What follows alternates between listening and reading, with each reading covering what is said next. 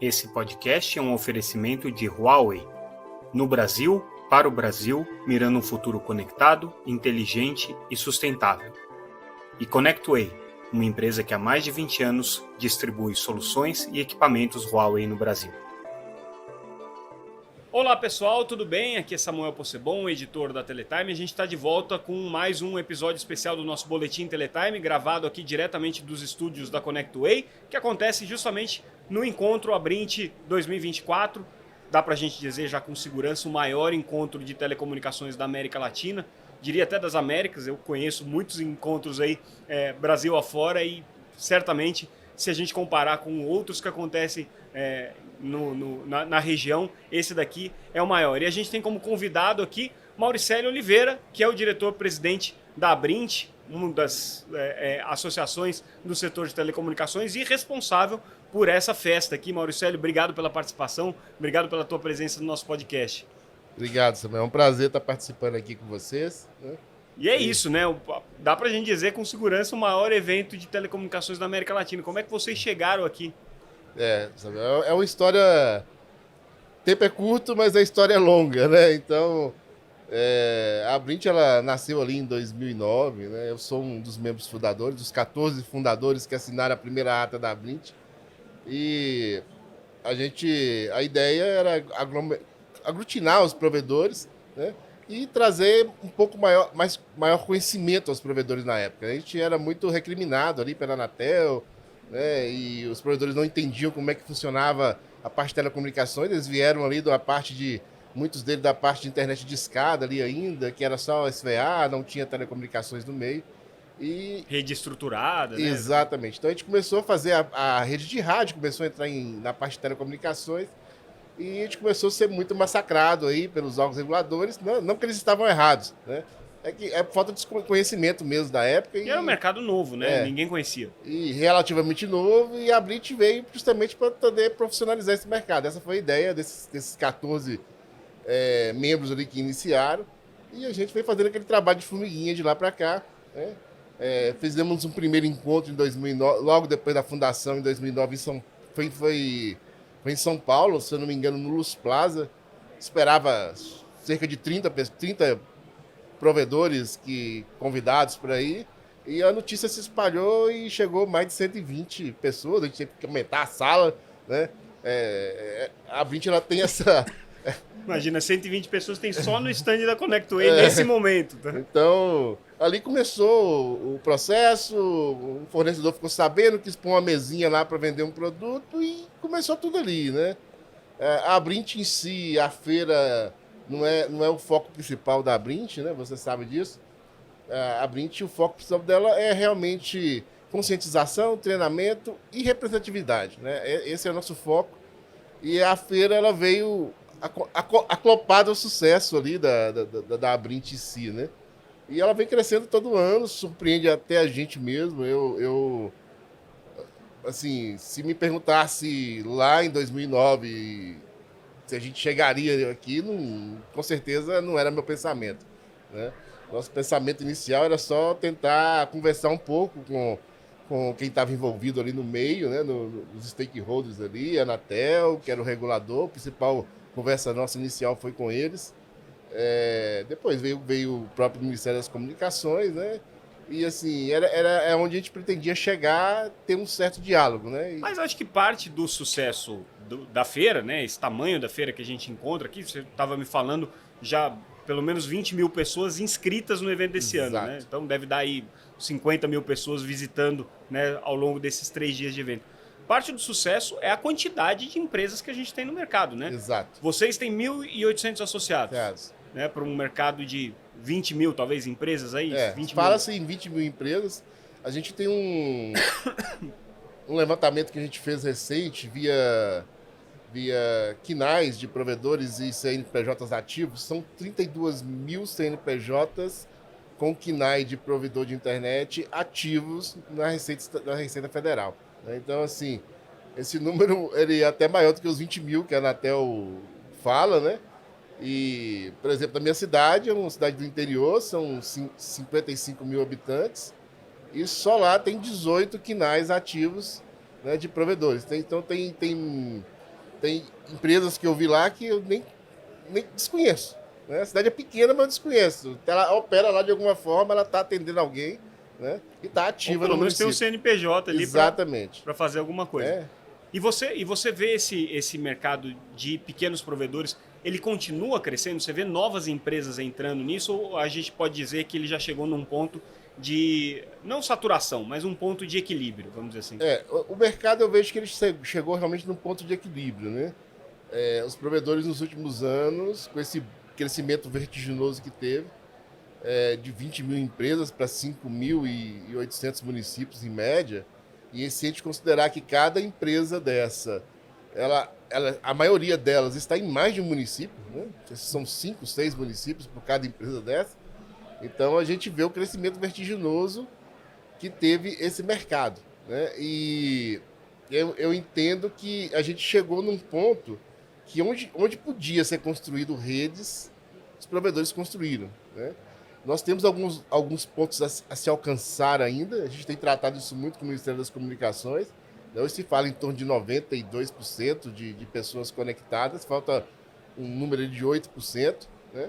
Mas essas áreas realmente são aquelas áreas que não tem como, nem mesmo os provedores, com toda a capacidade deles de resiliência, de investimento próprio, a conta fecha para chegar naquelas áreas. Né?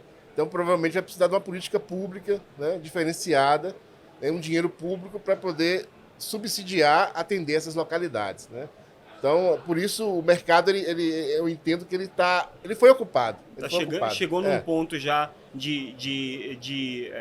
um ponto ótimo, né? Exatamente. Vamos dizer assim. Hoje aquele crescimento orgânico ele está difícil para todo mundo, em todos os cantos do Brasil, de capital ao interior. Né? Alguns provedores têm crescido através de aquisições de outros provedores. Eu lembro que ano passado você comentou na Brint Nordeste que havia uma grande preocupação de pequenos provedores ainda muito endividados da época da pandemia. Como é que está isso? Exatamente. Isso continua, né? No painel nosso que tivemos ali com o BNDES e o BID, tem um estudo do BID que é uma realidade cruel, né? Enquanto empresas grandes de telecom conseguem investimentos com juros baixos em torno aí de CDI mais 1,35%, né, ao ano, com carências grandes, longo prazo para pagar, os provedores eles conseguem captar dinheiro com CDI mais de 9% a 30%, né, ao ano, e curto prazo, geralmente capital de giro, né, eles não têm acesso a esse recurso. Juro de financiamento de carro. Né? Então, os provedores hoje eles estão em cima de financiamentos caros, e foi isso que eu comentei com você, e a gente precisa achar uma forma de trocar esses financiamentos. E hoje o que tem é para construir rede, é para construir rede, né? E não tem rede mais para construir. Né? Então precisa de achar alguma forma de talvez refinanciar esses provedores com um financiamento apropriado para a rede de fibra. Né? A gente está acostumado, vinha de uma rede que tinha de rádio que era muito rápido o retorno financeiro, né? Você sobe uma torre numa localidade, começa a colocar os clientes, e muito diferente da fibra. Né? A fibra você tem que fibrar a cidade inteira. Né? Hoje a ocupação média das redes de fibra dos provedores varia entre 30% e 40%. Então, 60% dessas redes construídas estão ociosas, né? E eles não conseguem colocar devido à concorrência acirrada. Né? E você acredita que, por exemplo, políticas públicas que fomentem o consumo talvez ajudem nesse sentido? Ajude, também? Porque a exemplo da pandemia, né, teve um crescimento do nada, né? Surgiu-se clientes que basicamente as pessoas pararam, né, de ir para o trabalho, ficaram Exato. em casa. Então teve aquele espaço ali, mas depois isso deu uma reduzida. Né? Então talvez o consumo aumentar realmente, melhorar o ticket médio dessas empresas. Né? Os provedores hoje, a gente tem comentado muito quando eu rodo o Brasil, até pela própria concorrência, né? Os provedores hoje eles estão com um preço muito baixo. Né? A gente ouviu muito aqui nesses debates uma guerra de preços. Exatamente. Então tá assim, talvez já tem começado a surgir uma consciência coletiva aí de todos que do jeito que está não vai dar para continuar. Né? Precisa ser revisto. Né? Eu lembro que eu estava fazendo 2016, eu já tinha um plano de internet que era, se eu não me engano, 30 megas a R$ 89,90. Isso no seu provedor? Quando a gente estava começando a fibra. Né? Hoje eu tenho esse mesmo plano de 89,90, mas eu entrego 300 megas. Né? Eu saí de 30 para 300, né? Pelo mesmo valor. Naquela época eu cobrava taxa de instalação, eu não dava equipamento de graça para o cliente, né? Não tinha aplicativos, nada de SVA adicional para estar complementando o pacote. E de lá para cá, o preço continua o mesmo. Eu aumentei em 10 vezes a velocidade. A gente passou a dar instalação gratuita, não tem taxa de instalação. Os equipamentos são todos gratuitos para o cliente. Mudou bastante, né? A equação financeira então, do assim, negócio. Hoje está ficando complicado esse formato, né? E outra visão que a gente tem conversado, esse formato, ele facilita muito o que a gente chama do cliente sair de um provedor e ir para outro. Qualquer probleminha, não, vou sair daqui e vou para ali, que eu não pago nada, né? Cancela, né? Vai para um novo provedor e não tem nenhum custo com isso, né? Então é muito fácil mudar. Então hoje a gente está com um processo que a gente chama de rouba-monte, né? Os provedores não crescem, mas entra cliente o tempo todo. Mas você entra e perde, né? E você acha que isso é sustentável, Mauricélio? Porque assim, é aquilo, né? O mercado talvez tenha chegado num ponto ótimo em termos de empresas e redes construídas. Mas ele ainda não chegou num ponto ótimo de sustentabilidade econômica para todos esses provedores. Não, né? devido a essa concorrência acirrada e esses motivos que eu te falei, ele não chegou ainda não tá se equilibrando mais, né? Então por isso que essas conversas estão surgindo, alguma coisa precisa mudar, né? No formato atual que a internet é vendida, é entregue, né? Até pela própria saúde financeira das empresas, né? Vai chegar um ponto que, se não acontecer, você vai acabar tendo que vender a sua empresa para uma maior, né? E é o que a gente não quer que aconteça, né? Porque a concorrência é bom para o mercado, a concorrência é bom também para os usuários em si. Quem ganha é o usuário final, né? Você assim, tem a visão de que, na verdade, é preciso que esse pequeno provedor consiga ser sustentável sem ter que procurar um comprador, sem ter que fazer uma operação de fusões e aquisições.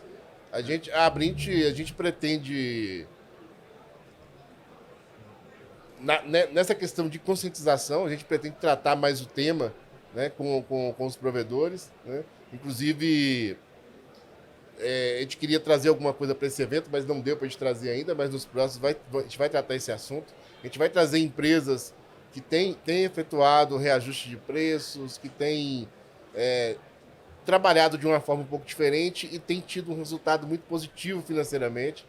Porque a preocupação como a Abrint, como associação, é que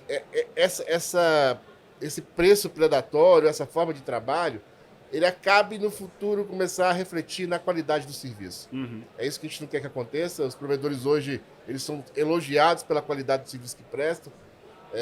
E se o preço começa a cair muito, você não tem mão de correr, você vai ter que cortar algumas coisas que você tem para manter a qualidade, redundâncias, proteções de DDoS, né? São custos que você acaba tendo que tirar para manter aquele preço. Para conseguir ficar competitivo. Mas você não consegue ficar competitivo, você não consegue manter a qualidade. Isso quando, né, a gente não coloca outras questões na equação, como, por exemplo, postes. A gente sabe que é uma grande preocupação do setor. Tem uma parte grande do mercado que hoje não paga postes, não tem contrato de poste. Verdade. Mas a gente sabe que todo mundo está buscando a regularização, né? E precisa encontrar uma equação. Aí a gente entra numa pauta, inclusive, institucional da Abrint, né? Como é que esse processo, inclusive essa reivindicação que vocês têm de uma regulamentação sustentável de postes, dialoga com essa busca da sustentabilidade econômica dos provedores? A partir do momento que os provedores começaram a investir em fibra ótica, o poste virou um insumo fundamental para o provedor, né? Então, e a negociação com as concessionárias de energia é muito difícil. Hoje melhorou bastante, depois de muita briga, muita conversa, melhorou, mas antigamente você entrava com um projeto de aprovação de utilização dos postes, passava 2 anos, você não tinha aquilo aprovado, né? Então, uma boa parte da ocupação irregular aconteceu Por causa disso. Dessa morosidade. Né? Porque as empresas não podiam esperar 2 anos para estar entrando no mercado. Né? Então, isso foi um grande fator que causou esse mercado complicado de ocupação irregular. Né? E outro, depois disso, veio o preço. Né? O preço também é um outro fator complicado. Né? E até porque, pela falta de fiscalização, o preço complica. Porque quem está legalizado, quem anda certinho, faz os seus projetos de ocupação e concorre com um outro provedor que não tem legalização, os preços não vão conseguir competir. A gente tem esse problema no mercado e a gente espera que todos estejam pagando poste. Essa é a posição da Abrint, é o que a gente trabalha, que todos os nossos associados estejam legalizados. Mas a gente precisa que essa fiscalização realmente aconteça e proteja quem está pagando. Né? Só que com os preços abusivos a gente entende, né, o motivo de muita gente estar ali de forma irregular. Né? Tem uma dificuldade para... A gente sempre dá um exemplo, quando a gente visita as concessionárias de energia, a gente dá um exemplo muito do Paraná com a Copel. Uhum. A Copel foi a única concessionária de energia que, quando saiu o preço de referência, ela aplicou no outro dia. Ela aditivou os contratos e aplicou no outro dia. Lá hoje talvez seja o estado com o menor índice de ocupação irregular. Né? Porque com um preço justo, né, os provedores fizeram. Né? Não compensa correr o risco de você não estar pagando os postos. Agora, os outros estados, os preços são abusivos. Por exemplo, eu estou na CEMIG, no meu estado, a CEMIG é concessionária. Até o ano passado, acho que outubro do ano passado, eu pagava R$18 no ponto de fixação. 18? R$18. Aí, eles não quiseram renegociar, eles baixaram o preço para os novos contratos para R$10,75, mas quem tinha contrato, eu tive que cumprir 2 anos, até acabar meus 5 anos de contrato, para me conseguir renegociar os valores com a CEMIG. Aí baixou para R$10,75 em outubro do ano passado. Mas ainda assim é um valor bem alto, um valor elevado, acima dos valores de referência. E a gente entrou recente com uma disputa jurídica com eles e conseguimos baixar para R$5,44. Né? É um preço mais justo, né, do que a gente estaria pagando. E é aquele problema, enquanto tem uns pagando 10, tem outros pagando nada. Né?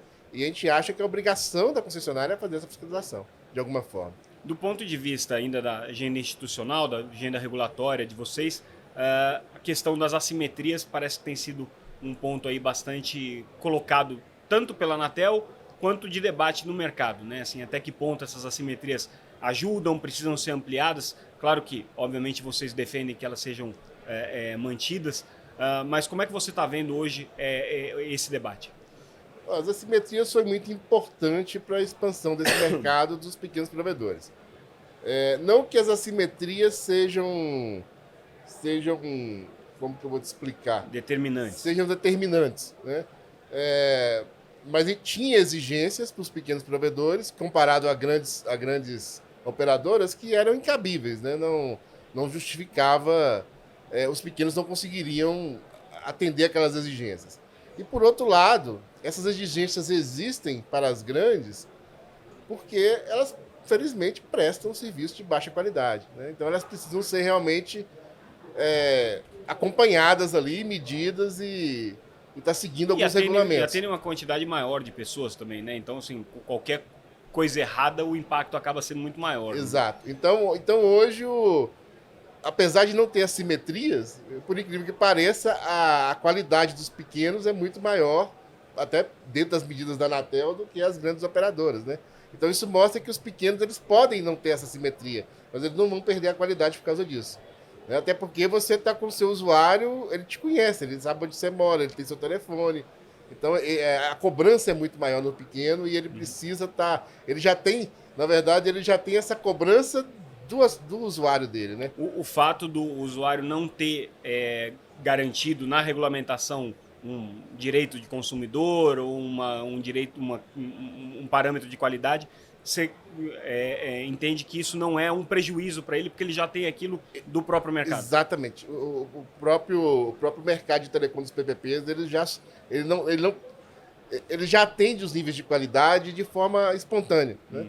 Até pela própria concorrência que tem e tudo isso. O que não ocorre na grande. A grande precisa de ter essas regulamentações mais acirradas por causa disso. E espectro, Mauricelli, vocês têm falado muito da faixa de 6 GHz, a gente teve um debate hoje, eu fui o moderador, a Cris Sanches participou dessa mesa e está muito claro que a posição de vocês é pela manutenção dessa faixa de 6 GHz para o uso do Wi-Fi, para o uso não licenciado. Exato. Por quê?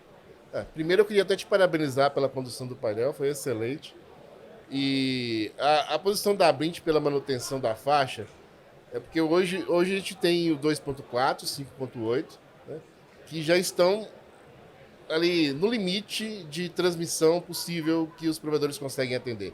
Hoje os provedores eles atendem até 1 GB nas residências e a gente não consegue romper essa barreira de 1 GB porque o Wi-Fi não consegue entregar nas residências. Então a gente está prevendo, como a Abrint, um problema do futuro breve, né? Como eu te falei, os provedores já construíram as redes estão prontas e os provedores vêm passando agora, como não tem mais redes para construir e os equipamentos estão chegando aí a 10 anos de uso de fibra, está chegando o momento de trocar esses equipamentos, né? E essa substituição que vai acontecer naturalmente agora vai ter um upgrade nesses atendimentos aí que hoje a gente usa o GPON, que atende até 1 GB ali pro cliente. A gente vai estar falando nos equipamentos novos em 10 GB e 40 GB. E a gente precisa de uma frequência Wi-Fi para fazer essa entrega. Para dar vazão para esses dados. Então, se essa frequência não vier da forma full ali, que a gente fala, completa, a gente não vai conseguir entregar isso, a gente vai ficar limitado. E o que preocupa a gente, não só o lado dos provedores que não vão conseguir essa evolução, mas o lado brasileiro ali do usuário, das empresas, porque a gente sabe que a conectividade ela move a economia, né? Tudo depende hoje de conectividade. E se o Brasil não conseguir acompanhar essa conectividade, essa evolução, nós vamos ficar para trás em relação ao resto do mundo. Né? Então a gente entende que essa frequência precisa ser, ela ficar para o Wi-Fi, ela é necessária. Inclusive, conversa que nós temos com os fabricantes é que 1.200 é pouco. Ele é ideal para hoje, mas daqui 4, 5, 6 anos, talvez a gente vai estar precisando de mais. Né? Talvez não vai ser suficiente pela evolução tecnológica que está vindo. Então, se a gente restringe essa frequência, a gente vai perder toda vantagem que essa tecnologia vai trazer do Wi-Fi 7 e 8, que é altíssimas larguras de banda, baixa latência e uma capacidade de atender muitos dispositivos simultâneos, que é um problema hoje do Wi-Fi. Né? Hoje, por exemplo, nós que somos provedores em condomínios, né, em prédios, nós temos extrema dificuldade de manter a qualidade do Wi-Fi dentro dos apartamentos, porque eles se interferem um no outro. Né? Então, se a gente restringe essa frequência, nós já vamos entrar num tipo de qualidade perdida ali. Né? Já vai entrar com interferência. A gente não vai ter canais suficientes para poder estar gerindo isso, né? Apesar que o alcance é menor dos 6 GHz, mas é muito parecido com o 5.8. Então, a realidade é a mesma. Se a gente não tiver uma frequência mais larga, né, isso vai ser um problema muito sério para os provedores. A gente vê um problema para o usuário, principalmente, que não vai ter essa velocidade, e um problema econômico para o Brasil, porque a gente vai ver, talvez, nos rankings aí de banda larga, o Brasil despencar em relação a outros países, né, porque não vai conseguir entregar bandas que necessitam. Vamos torcer que essa conquista aí do Brasil, né, de ser talvez o maior país em penetração de fibra no mundo, não sofra nenhum tipo de efeito negativo por conta disso. E um fato importante, que talvez seja bom te relatar sobre isso, hoje uma boa parte do tráfego da rede móvel, ela descarrega na rede Wi-Fi, via Wi-Fi nas redes fixas, né? Então a gente entende que são tecnologias que se completam ali, elas não podem se matar uma a outra, uma depende da outra, vamos dizer assim. Fora de casa, a gente precisa do móvel, isso é inegável, é uma tecnologia mais apropriada para isso, mas a gente chegou no ambiente fechado, no ambiente indoor, o Wi-Fi é mais apropriado e é preferência da maioria das pessoas. E essa questão do offload aí da rede móvel no Wi-Fi, né, ela muitas vezes não é observada, né, E se no futuro evolui o MT ali em banda e não consegue descarregar isso no Wi-Fi, a gente vai ter um problema. Né? A gente vai ter um problema. Agora, tudo isso faz muito sentido para mim. O que não faz sentido nas posições institucionais da Brint é por que vocês não defendem o fair share. Eu não consigo entender. Já que, justamente, o volume de tráfego está crescendo, está explodindo, e é por conta desses serviços. Né? É justamente isso. É porque o fair share, talvez ele faça sentido para a rede móvel. Tá? Na rede fixa, a gente já tem esse tráfego em cima dela e não temos problema. A gente tem largura de banda suficiente para todo esse tráfego. Então a gente não vê isso como um problema de rede. Né? Talvez a rede móvel não investiu o que deveria, está aquém do que deveria ser investido. Ou fisicamente tem alguns limites maiores. Nós temos alguns exemplos, por exemplo, eu sou cidade interior. Os provedores lá têm 2, 3 fibras óticas que atendem os provedores que não são operadoras, né? Chegam pelos próprios provedores. Então, hoje, todo mundo utiliza essas redes. Acontece um rompimento duplo, por exemplo, que para os provedores na cidade, as redes móveis morrem junto, não porque elas estavam naquela fibra que rompeu, porque elas não têm capacidade física de suportar o tráfego da cidade quando todo mundo migra do Wi-Fi para móvel. Então, assim, a móvel tem um problema. Mas aí, eu creio que não seja questão...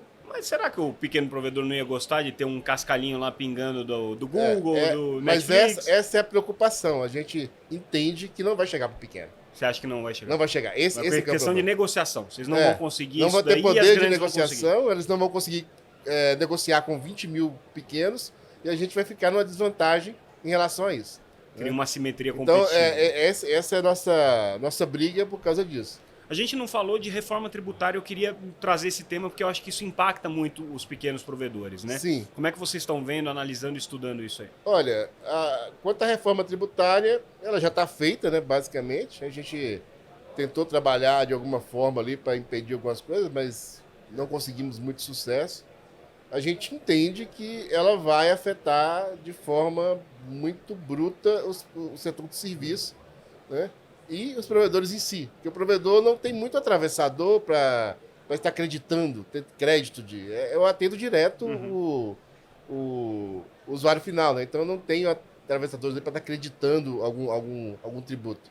Então é preocupante, a gente preocupa, né? Mas vamos acompanhar os próximos capítulos, né? A gente tá atento a isso, tem conversado muito no Senado, na Câmara, com alguns deputados e senadores. Que está trabalhando na regulamentação. Exatamente. Para a gente ver o desdobrar. Se bem que para a massa de provedores que está no Simples, o efeito não é tão... Mas tem efeito. Essa é uma outra preocupação que eu tenho, né? Porque a gente, hoje, dessas 20 mil empresas, né, 95% são microempresas. Estão no Simples. Estão no Simples. E o que já surgiu a respeito disso? Qual vai ser o problema para essas microempresas? Ela não vai conseguir vender para quem acredite, porque geralmente, por ser microempresa, ela não vai gerar crédito.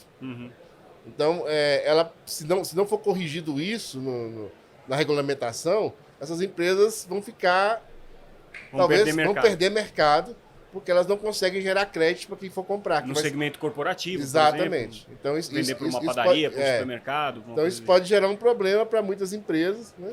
Porque hoje o segmento atende desde de usuário final a grandes empresas nas nossas cidades. Né? E para a gente fechar, Mauricélio, o que hoje te tira o sono? Você fala assim, mas isso aqui a gente precisa atacar rapidamente porque o futuro dos ISPs depende disso. O que me tira o sono são postes.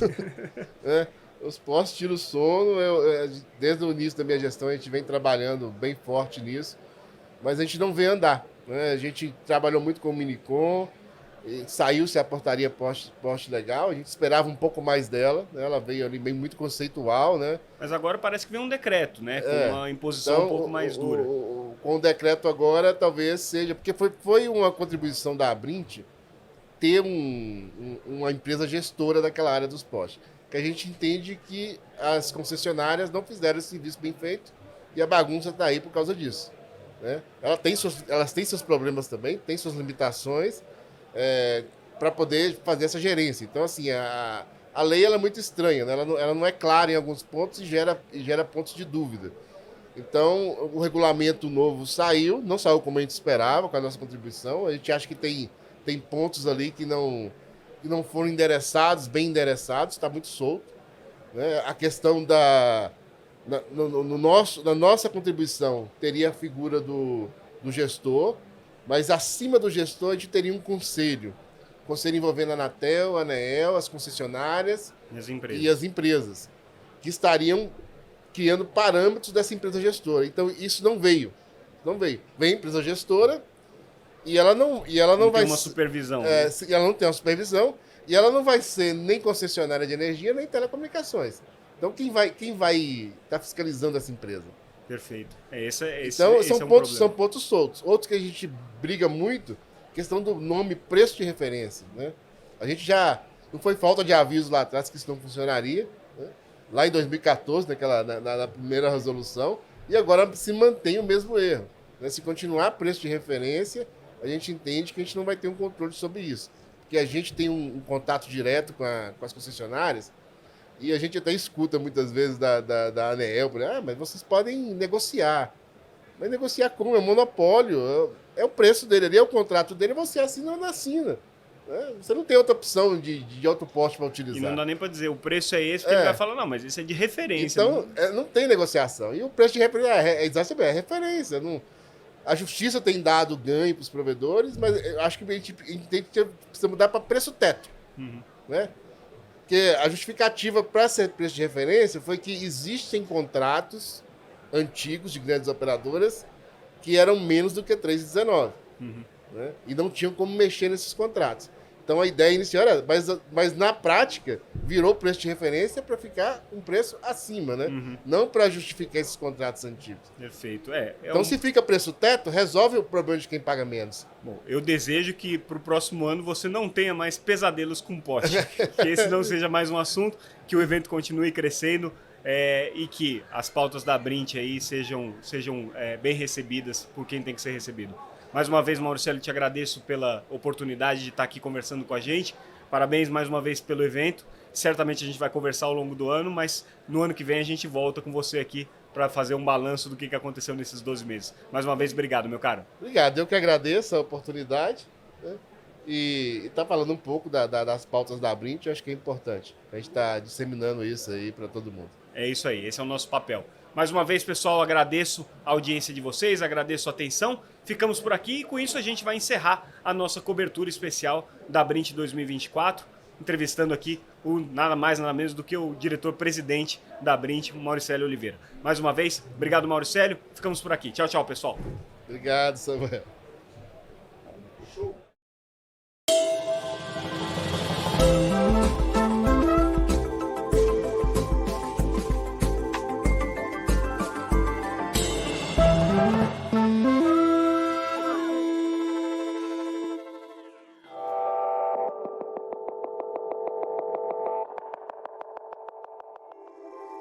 Esse podcast é um oferecimento de Huawei.